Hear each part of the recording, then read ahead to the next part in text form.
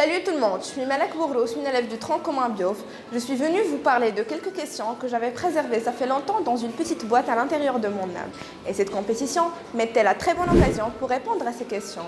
Il y a une question qui a toujours piqué ma curiosité, c'était lorsqu'on est né, est-ce qu'on avait une certaine connaissance, est-ce qu'on était conscient de notre environnement, on ne pouvait pas juste communiquer, ou bien on a juste accumulé ces connaissances avec le temps, bien sûr, et avec la communication.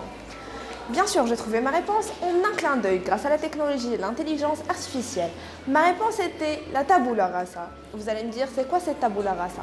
La tabula rasa, c'est une métaphore utilisée au premier lieu par Platon, qui est un philosophe grec, dans son livre Tété.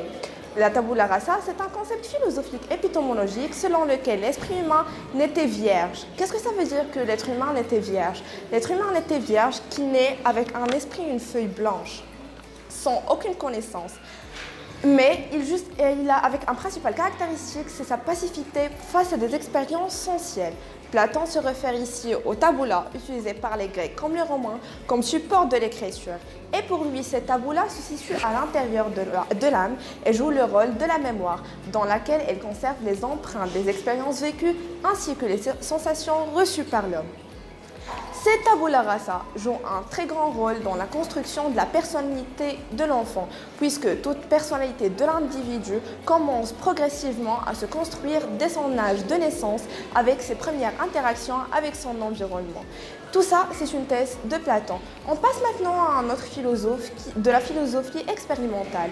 Il y a M. John Locke, qui est un philosophe expérimental. Et pour lui, il a affirmé la thèse de Platon, mais avec des statistiques scientifiques.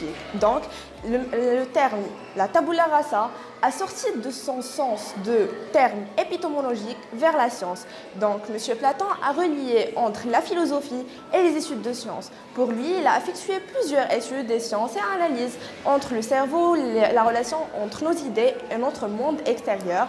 Et il a dit, lui aussi, pour son rôle, qu'on est né avec aucune connaissance innée. Bien sûr, M. Platon a se s'opposer contre Aflaton, qui est aussi un philosophe, mais il était un philosophe rationnel. On a dit que John Locke a s'opposé à Descartes, qui était un philosophe rationnel et qui a dit qu'on est né avec une certaine connaissance innée.